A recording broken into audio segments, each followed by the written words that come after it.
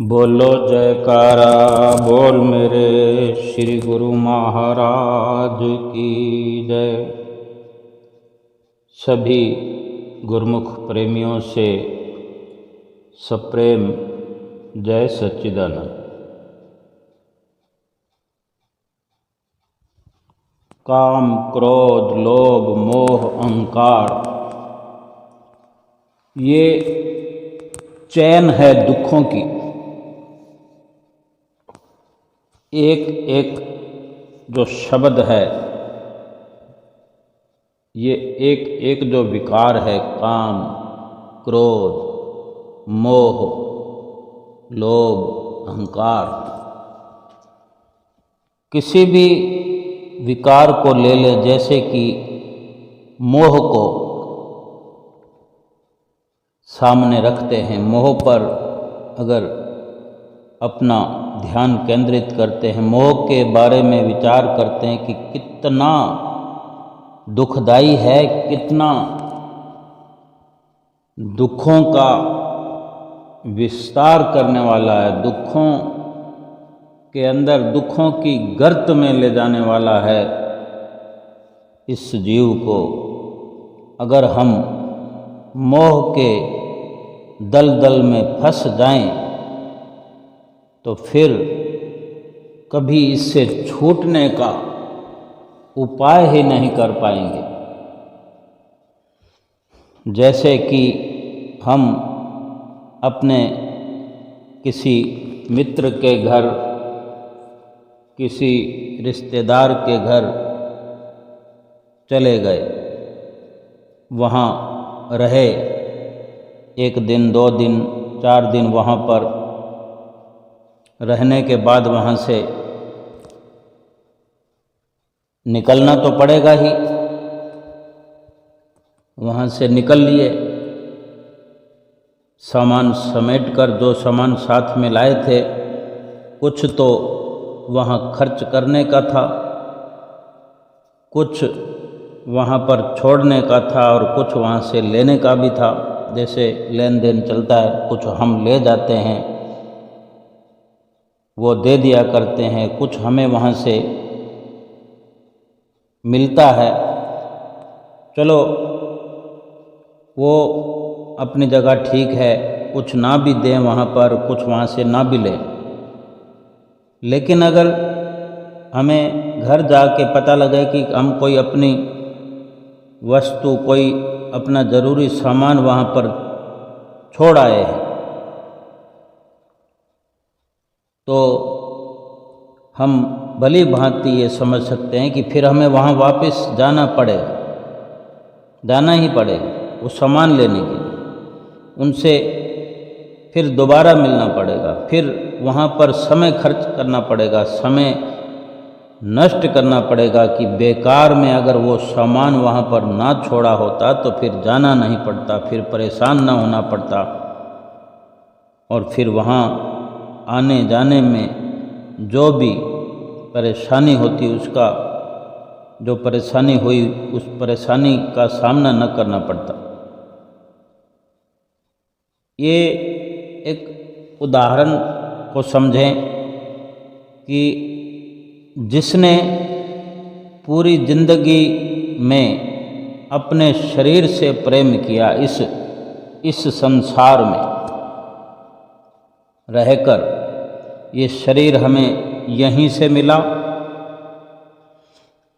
यहीं पर पला बड़ा, शरीर के साथ हमने हर पल अपना एक खास रिश्ता बनाए रखा।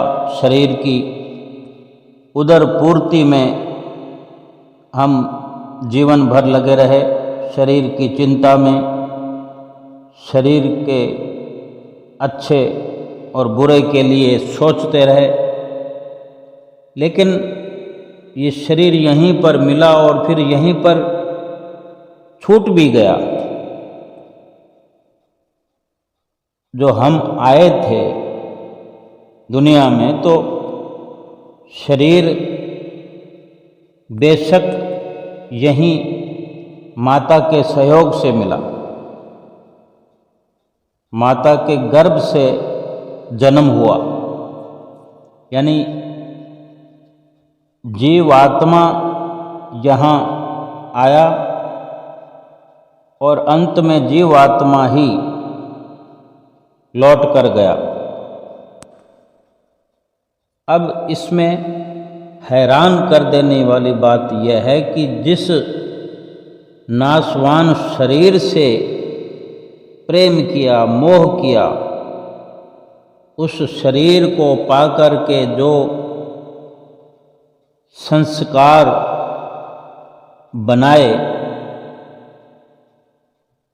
जिन जिन से संपर्क किया, वो कर्म बंधन बन करके फिर से हमें इस संसार में वापस लेकर आएंगे। चाहे किसी भी योनि में आना पड़े, किसी भी शरीर के द्वारा आना पड़े, लेकिन जिन जिन से संपर्क किया, जिन जिन से झूठा मोह जताया, झूठा प्रेम किया, झूठा रिश्ता बनाया, जिनसे झूठे लेन देन किए, जाने अनजाने कितने ही लोगों से छल कपट इस प्रकार के व्यवहार किए, जीवन भर जैसा चिंतन रहता है, मृत्यु के समय वैसे ही विचार आते रहते हैं और आते रहे, और फिर उस अंत समय में भी, मृत्यु के समय, वो विचार तेज तरार रफ्तार से संस्कार बन बन कर उभरते हैं, और उसी में ये सुरती फंस करके, गलतान होकर के अपने अगले जन्म का निर्माण वहीं से हो जाता है, और फिर इसी संसार में फिर से उन विचारों और उन संस्कारों के अनुरूप जन्म मिलता है, और फिर इसी जन्म में भटकना पड़ता है इस जीव को। मृत्यु के समय जो विचार आते हैं, जैसा जीवन भर चिंतन करते रहते हैं। एक सुनार ने 100 रुपये के भाव में सोना खरीदा और मृत्यु का समय आ गया, तो मृत्यु के समय बड़ा तेज बुखार चढ़ा उसे। डॉक्टर साहब घर आए तो बुखार नाप कर बोले, बुखार की अवस्था में वो सुनार इस प्रकार अचेत सा था, बस एक हल्की सुरती उसकी ये थी कि बमुश्किल किसी की आवाज़ को पहचान पाता था। सो इस अवस्था में था। डॉक्टर साहब बोले बुखार नाप कर कि ओहो 105 है, यानी 105 बुखार है। सुनार बेहोशी में ही बड़बड़ाता है कि बेच दो बेच दो।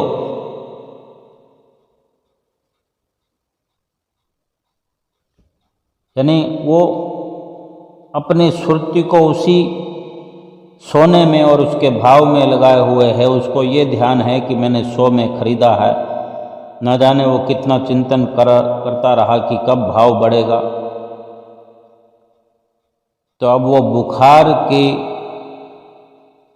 नपती को, बुखार के लेवल को जो कि 105 है, वो अपने सोने के 100 रुपये के भाव से जोड़ रहा है। उसे लग रहा है कि अब सोने का भाव बढ़ गया है, 105 हो गया, और वो बड़बड़ाने लगता है कि बेच दो बेच दो। इस शरीर रूपी बादल की छाया में ही हमने अपने आत्मा रूपी सूर्य को छिपा रखा है।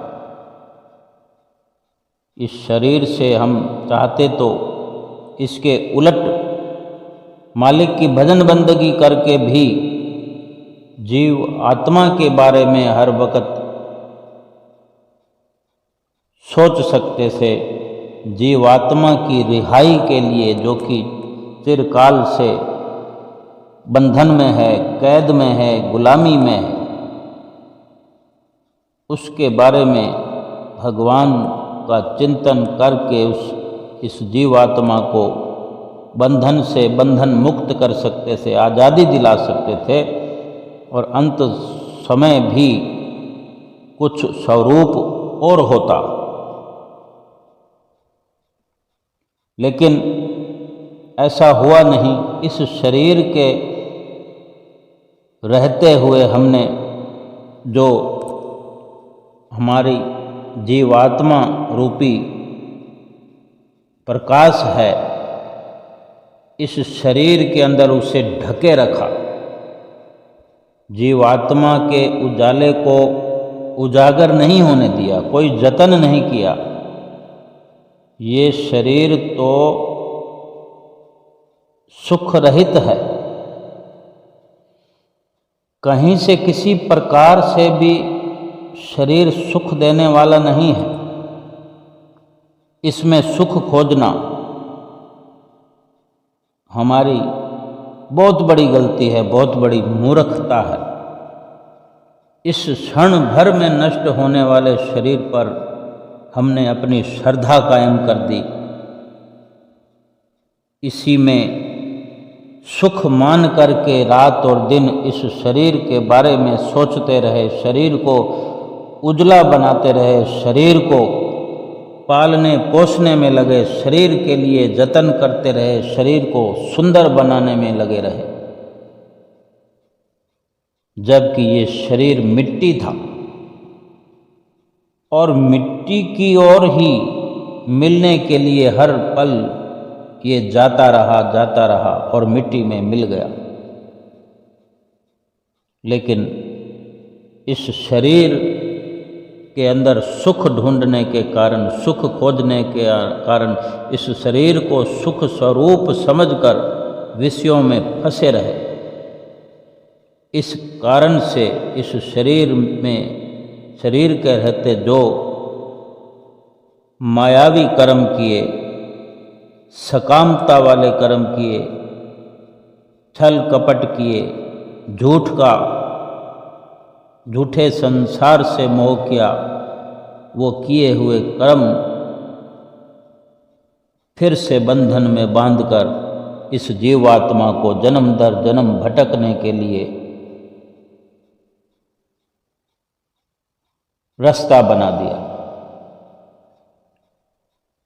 अगर हमें श्रद्धा करनी है, विश्वास करना है, इस शरीर पर नहीं, अपनी श्रद्धा जीवात्मा पर, और इसको जिस परमात्मा से जोड़ने के लिए, एकाकार करने के लिए मनुष्य जन्म मिला है, उस परमात्मा में, उस परमात्मा के नाम में अपनी श्रद्धा को जोड़ना है, अपनी श्रद्धा को बढ़ाना है। इस शरीर से जीवात्मा का ये कार्य करना है। इस शरीर को पाकर मनुष्य, शरीर को पाकर मनुष्य देही को पाकर इस जीवात्मा का ये काम करना है। यही असल मकसद इस जीवन में, इस जीव का है। महापुरुष इसीलिए समझाते हैं कि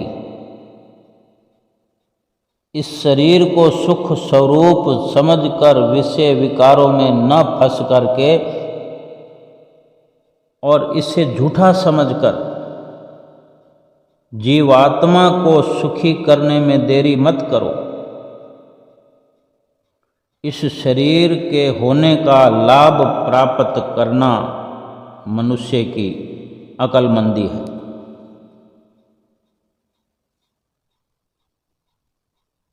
जितना इंसान अपनी मर्जी से अपने नज़रिए से सोचता है, उतना ही दुखों के गर्त में फंसता जाता है। वक़्त के महापुरुषों की शरण में जाए बिना, महापुरुषों की संगत में, सत्संगत में जाए बिना ये समझ नहीं मिलती। और जो महापुरुषों की, संतों महापुरुषों की संगत में बैठकर रात दिन मोह की निद्रा से जागने का प्रयास करते हैं, जहाँ से सर्वप्रथम ये इशारा मिलता है कि ये शरीर नाशवान है, क्षणभंगुर है।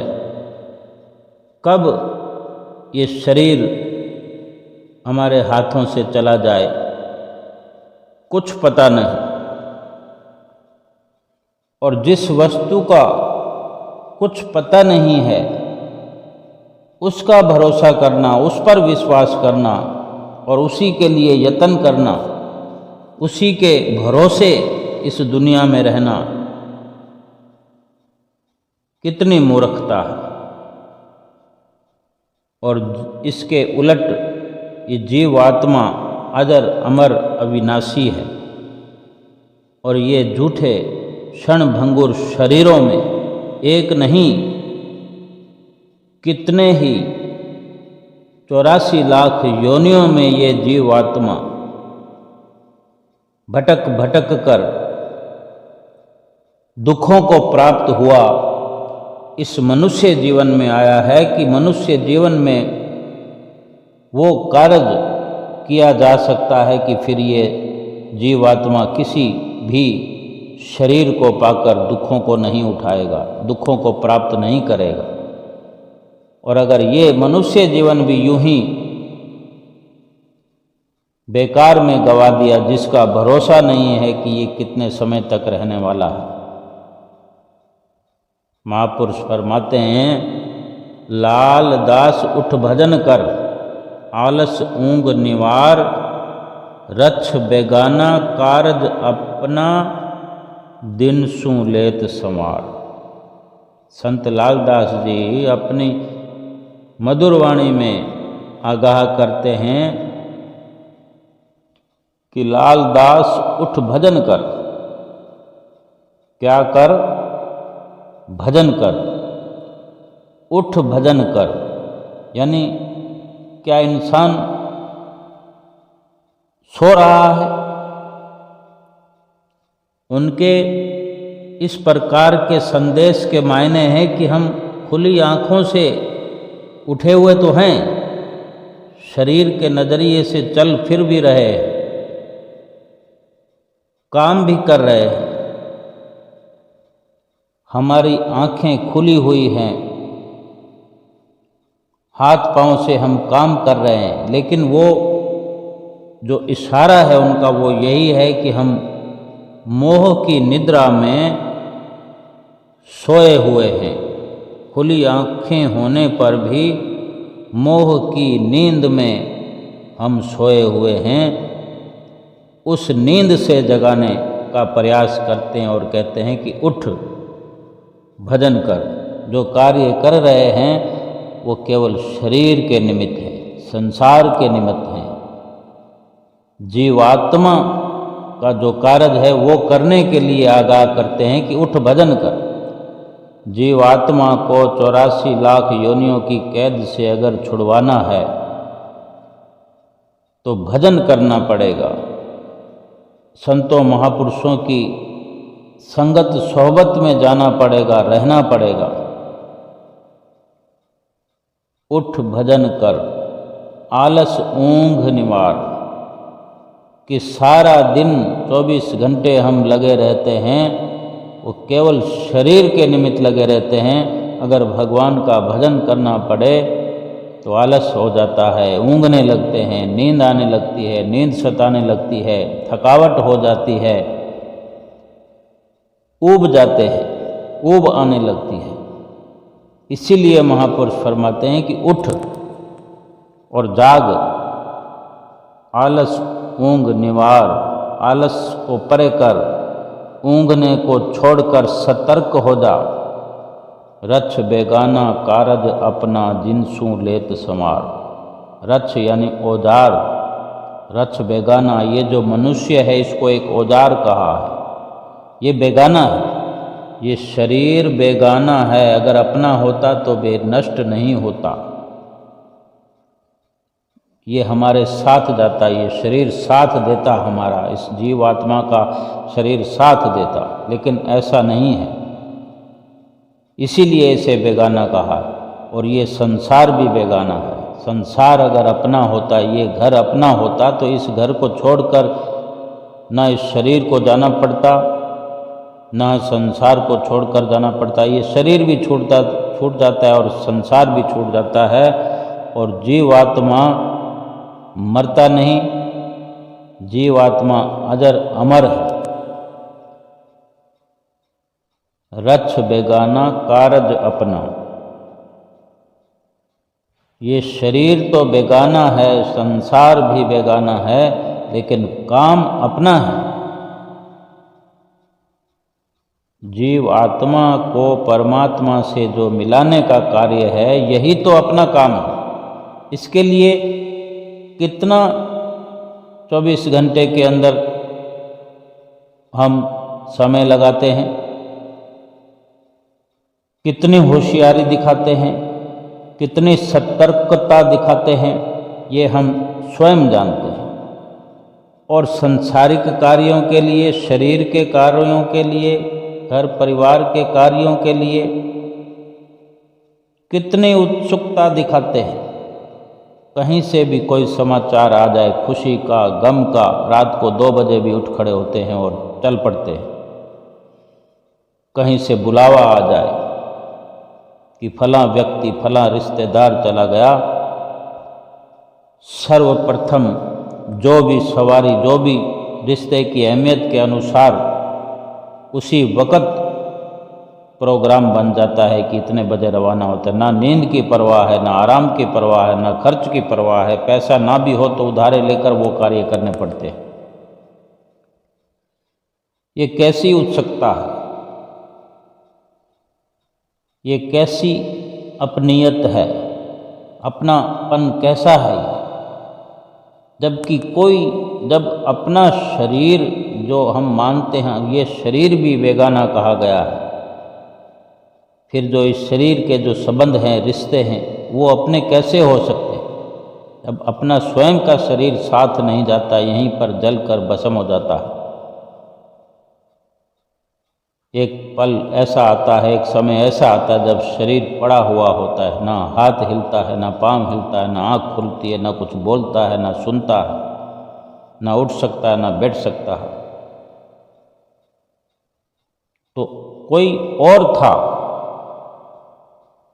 असली मालिक कोई और था। ये शरीर तो ऐसा ही था जिसे हमने अहमियत दे रखी थी। इसकी अहमियत उसी वक़्त पता चलती है जब ये ना हिलता है, ना डुलता है, ना चलता है, ना फिरता है, ना खाता है, ना पीता है, ना बोलता है, ना सुनता है, ना देखता है। और केवल इसको उठाकर ले जाने की तैयारी के लिए ही चारों तरफ इशारे होते हैं, चारों तरफ वातावरण बनता है, चारों तरफ ये प्रोग्राम बनता है कि इसको कैसे रखा जाए कि बदबू ना आए, इसको कितने बजे ले जाया जाएगा, कितनी देर और लगेगी। और शमशान में जाने पर भी यही सारी वार्ता होती रहती है। उसको जलाने की फिराक में ही सारे प्रयत्न होते हैं। तो उस वक़्त ये विचार किया जाए, जो अभी चल फिर सकते हैं, वो विचार करें कि इस शरीर के रहते हुए क्या किया जाना चाहिए। और ये विचार किया जाना चाहिए कि इस शरीर के रहते हुए हमने आज तक क्या किया। शरीर के निमित्त चल रहे हैं, शरीर की कार्रवाई कर रहे हैं, या कि जीवात्मा के भले के लिए भगवान का भजन सुमरन कर रहे हैं। और कर रहे हैं तो कितना कर रहे हैं, शरीर के लिए कितना कर रहे हैं, संसार के लिए, घर परिवार के लिए कितना कर रहे हैं, और जीवात्मा को परमात्मा के साथ मिलाने के लिए, परमात्मा तक पहुंचाने के लिए, परमात्मा के साथ मिलाने के लिए कितनी कार्रवाई कर रहे हैं। क्या 2-3 घंटे भजन सुमरन कर रहे हों। हमें नित्य प्रति श्री गुरु महाराज जी जो फरमान करते हैं कि 2 घंटे भजन सुमरन एकांत में बैठकर अपने आप से मुलाकात करते हुए प्रभु को अपने हृदय मंदिर में बिठा करके उसके साक्षात दर्शन करते हुए, उसका साक्षात्कार करते हुए, अपनी जीवात्मा का साक्षात्कार करने के लिए, अपने आप से मिलने के लिए, अपने आप की पहचान करने के लिए जो 2 घंटा भजन सुमरन की श्री आज्ञा है, क्या वो हमसे कार्रवाई हो रही है। और जो 5 नियमों की पालना हमें नित्य प्रति हिदायत होती है, आज्ञा होती है, क्या वो नियमों की पालना हमसे हो रही है या उससे कहीं ज़्यादा हो रही है। अगर हमें 2 घंटे भजन सुमरन के लिए आज्ञा हो तो क्या हम 2.5-3 घंटे कर पा रहे हैं। अगर ऐसा है तो फिर तो कोई दुख की बात ही नहीं है, फिर तो शाबाशियाँ ही शाबाशियाँ मिलने वाली है, फिर तो प्रसन्नता ही प्रसन्नता है सतगुरु की। और जिसको सतगुरु की प्रसन्नता मिल जाए फिर और क्या चाहिए। सतगुरु का रिश्ता सच्चा, सतगुरु का प्रेम सच्चा, सतगुरु का साथ सच्चा, सतगुरु का सहारा सच्चा, सतगुरु की संगत सच्ची। इनसे जितने संस्कार बनेंगे, जितने विचार पैदा होंगे, फिर उन संस्कारों से, उन विचारों से निष्काम कर्म होकर केवल और केवल जीवात्मा के लिए हर पल उसको कैद से छुड़ाने के लिए हर पल जो संघर्ष ये जीव करेगा, भजन सुमरन में लगकर, भजन अभ्यास में लगकर, 5 नियमों की पालना में लगकर, शरीर तो फिर भी वही है। कबीर साहब जी फरमाते हैं, कबीर मन तो एक है, भावें जहां लगाए।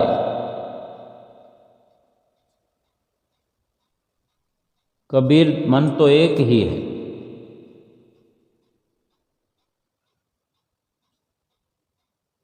उसको चाहे जहां मर्जी लगाओ। कबीर मन तो एक है, भावें जहां लगाए, कै गुरु की सेवा कर, कै विषय कमाए। इसको चाहे गुरु की सेवा करने में, गुरु की भजन बंदगी करने में लगाओ, चाहे विषय विकारों में खर्च कर दो, इसने तो नष्ट ही होना है। जब इसको औजार कह दिया है, हथियार कह दिया है, औजार से तो काम लेना होता है। औजार को काम में लेते हुए अपना कार्य जो बना ले वही बुद्धिमान है। इंसान के जीवन की बुद्धिमत्ता इसी में है कि ये नाशवान शरीर को पा करके इसको कीमती बनाते हुए इस लोक में भी इसको कीमती बना दिया जाए। अगर भजन बंदगी करेगा तो ये शरीर कीमती बन जाएगा, कीमत पाएगा। इस शरीर के कारण अनेक अनेक शरीरों को प्राप्त करके जो उनमें दुख मिलता है, इस जीवात्मा को मिलता रहा है, इस एक मनुष्य शरीर के पाने के कारण हमेशा हमेशा उन 84 लाख योनियों के शरीरों को पाने का दुख खत्म हो जाएगा। रामायण में भी वचन है कि साधन धाम मोक्ष कर द्वारा पाए न जही परलोक संवारा, कि इस शरीर रूपी सीढ़ी को पाकर, इस शरीर रूपी सीढ़ी को अपनाकर इस्तेमाल करके भी जिसने उस लोक में पहुंचने की, इस शरीर रूपी सीढ़ी पर चढ़कर साधन नहीं किया मोक्ष को प्राप्त करने का, इस लोक से उस लोक में पहुंचने का साधन नहीं किया, इससे बड़ा दुख कोई नहीं है इस मनुष्य जीवन प्राप्त करने पर। जबकि ये मनुष्य जीवन तो केवल और केवल सुखों की प्राप्ति के लिए मिला था, सुख पाने के लिए। इस शरीर का बीज जठरा अग्नि से नीचे स्थापित है, बीज ही अपवित्र है, शरीर पवित्र क्या होगा? जब बीज ही अपवित्र है तो शरीर पवित्र कैसे हो सकता है? पसीना हो या पीक हो, ठोस हो या तरल हो या गैस, शरीर के रोम रोम से, हर छिद्र से जो निकलता है वो दुर्गंध युक्त ही होता है। सुबह हम कितने ही साफ सुथरे कपड़े पहनते हैं, साफ सुथरे कपड़े पहनकर सज धज कर इधर जाएं उधर जाएं, किसी को दिखाएं, शाम तक वो कपड़े मैले ही हो जाते हैं। पहनने के बाद तुरंत मैला होना शुरू कर देते हैं। कोई जल्दी मैले कर लेता है, कोई देर से मैले करता है। शरीर ऐसा है कि सोना चांदी तक को भी काला कर देता है। शरीर का ऐसा पसीना होता है कि सोने को काला कर देता है, चांदी को काला कर देता है। हम समझते हैं कि सोना चांदी बहुत बड़ी चीज़ है, बहुत कीमती चीज़ है, उसको भी काला कर देता है। ये जीवन भर शरीर जो है, जीवन भर तो जलता रहता है, विकारों में जलता है, विचारों में जलता है, एक दूर से जलता है और अंत में भी शमशान में जाकर जलते हुए दुर्गंध फैलाता है। ऐसे शरीर से प्रेम नहीं करना, इस शरीर में रहकर जीवात्मा को प्रभु के प्रेम में लगा करके जीवात्मा की तरक्की करनी है। और इस मनुष्य जीवन, ये शरीर जो कि इतना दुर्गंध युक्त है, इससे इतना बड़ा कार्य करना है कि ये शरीर सफल हो जाए, इसका रोम रोम सफल हो जाए। इसे काम में लेना, इस शरीर को काम में लेना, इस शरीर से साधन करना, इस शरीर से तरक्की करनी जीवात्मा के लिए। इसका एक ही लाभ है कि ये शरीर विनाशकारी होते हुए भी अविनाशी की प्राप्ति करा सकता है। ये नाशवान होकर भी प्रभु से मिला सकता है। प्रभु प्राप्ति के लिए यत्न इस शरीर में हो सकता है। इसको खिलाना है, शरीर को पिलाना है, हष्ट पुष्ट रखना है, स्वस्थ रखना है, संभाल करनी है, केवल इसलिए कि इस शरीर से वो साधन करना है जो दूसरे 84 लाख योनियों में इसके बराबर कोई ऐसा शरीर नहीं है जिसके अंदर प्रभु प्राप्ति का यत्न हो सके। इस शरीर से प्रेम करना है तो इसलिए कि ये शरीर बड़ी मुद्दतों से मिला है, बड़ी मिन्नतों से मिला है, बड़ी विनतियों से मिला है, बड़ी फरियादों से मिला है। ये शरीर वास्तव में विशेष है। इसे और भी विशेष बनाते हुए विशेष कार्य जो प्रभु प्राप्ति का है वो करके इस शरीर को विशेष बनाना है। केवल इसको हथियार समझकर, जो कोई हथियार अपने पास रखता है, चाहे कोई मजदूर, खेती मजदूरी वाले जो हथियार साथ में रखते हैं उसकी संभाल करते हैं, उसको संभाल के भी रखते हैं, हिफाजत करते हैं, तो इसलिए कि इससे काम लेना। केवल वो जंग लगने के लिए पड़े रहें, तो वो केवल एक लोहे के भाव बिकने वाला, जितने में खरीद के लाते हैं उससे आधे दाम में भी वो बिकता नहीं वापस।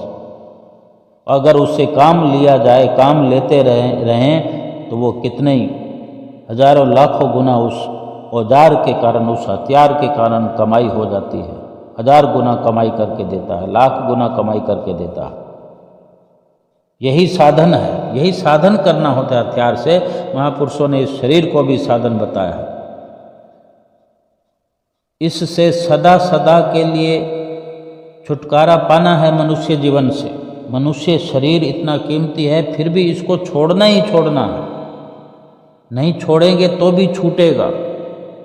इसलिए इससे सच्चे वाला प्रेम नहीं करना, इससे प्रेम क्षणिक प्रेम करना, ये क्षणिक है। इससे क्षणिक प्रेम करना है, इसलिए कि इससे बहुत बड़ा काम कराना है। अगर हमारे घर में कोई नौकर है, वो कार्य करता है, हम क्या उससे प्रेम नहीं करते? लेकिन उससे प्रेम इसीलिए थोड़ी करते हैं कि उसको खिलाते रहेंगे, पिलाते रहेंगे, उसको नए नए कपड़े देते रहेंगे, रुपया पैसा भी देते रहेंगे और खुद काम करते रहेंगे। फिर नौकर को रखने का क्या लाभ हुआ? उसको नौकर को तनख्वाह भी देना है, खिलाना पिलाना भी है, लेकिन उससे काम करना नहीं भूलना, काम लेना नहीं भूलना है उससे। मक्खी शहद का स्वाद लेती है, पर उड़ते उड़ते ही लेती है। वो शहद पर बैठ नहीं जाती, और जो कभी भूलवश बैठ जाती है, वो शहद का स्वाद लेना तो दूर रहा, प्राणों से भी हाथ धो बैठती है। ज़्यादा चिपकना है, उसी को मरना कहते हैं। जो ऊपर ऊपर शहद का स्वाद लेने के लिए, वो ऊपर ऊपर से रहकर स्वाद लिया जा सकता है। जीव को भी, हम जीवों को भी, हम इंसान को भी चाहिए कि वो जो उपयोग है, हमने शरीर का उपयोग लेना है, इस शरीर से चिपकना नहीं है। एक काम यही करना है कि अपनी जो इंद्रियां हैं, इंद्रियों के सुख हैं, वो भगवान को हम अर्पण कर दें कि भगवान इन्हें पाले, गोपाल हो जाएं। मालूम है कि नहीं कि गो माने इंद्रियां, भगवान आपके बनाने से गोपाल बनते हैं। और इंद्रियां भगवान की ओर ना जाती हों तो पहले अपना मन भगवान में लगा दो। मन जाएगा तो सारी इंद्रियां पीछे पीछे जाएंगी। मन है बछड़ा, इंद्रियां हैं गायें। जहाँ बछड़ा जाएगा, गायें वहाँ स्वयं चली जाएगी। भगवान ने भी पहले बछड़े चराए, फिर गायें चराने लगे। मन सहित इंद्रियां जब भगवान में लग जाएंगी, तब हमारा प्रेम भी भगवान से लग जाएगा। फिर शरीर से प्रेम समाप्त हो जाएगा। ज्ञान जो है पानी की तरह है, हर किसी में नहीं टिकता। कहाँ टिकता है? जैसे पानी ऐसे बर्तन में टिकता है जो नीचा हो, जो डूंगा हो, खाली हो और सीधा हो। ऐसे भी संतों महापुरुषों के उपदेश भी ऐसे पात्र में टिकता है जो नीचा हो, यानी निरअभिमानी हो, अभिमान से खाली हो, उसके अंदर कुछ भरा हुआ ना हो, खाली हो, साफ सुथरा हो, निर्मल हो और सीधा हो, यानी श्रद्धावान हो। नहीं तो पन घट पर जाकर भी गागर खाली लौट आती है। श्री गुरु महाराज जी के चरणों में हम जाते हैं, वहाँ थोड़ा थोड़ा प्रेम करते हैं, कभी हम भोग लगाते हैं, श्री गुरु महाराज जी के सामने श्री आरती का गायन करते हैं, कभी दीदार करते हैं। आँख भी इंद्रिय है, हमारे हाथ भी जो हैं करने वाले, हाथों से जो कर्म करते हैं, आँखों से भी कर्म होते हैं, मुँह से गायन करते हैं, महिमा का गायन करते हैं। और इसी प्रकार सारी इंद्रियों से कुछ न कुछ कार्रवाई हम श्री गुरु महाराज जी के श्री चरणों में सारी इंद्रियों को सौंप दें, और वही सब पालन पोषण करेंगे, छोड़ दें उनके हवाले। हमको सिर्फ एक ही कि श्री गुरु महाराज जी ने जो भजन अभ्यास बतलाया, जो 5 नियमों की पालना बताई, जिस दिन उससे ऊपर उससे अधिक करने लगे, कम से कम उतना तो करना ही है, और जब मन में ख्याल आए कि उससे अधिक करना है और जब हो पाए तो फिर हमें समझना है कि हमारे श्री गुरु महाराज जी की प्रसन्नता भरपूर हम पर उतरने लगी है।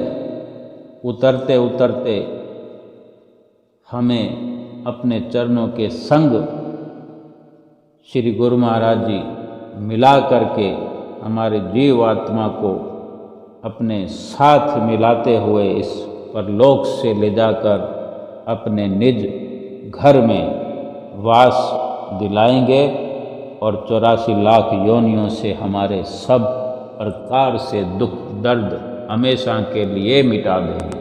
बोलो जयकारा बोल मेरे श्री गुरु महाराज की जय।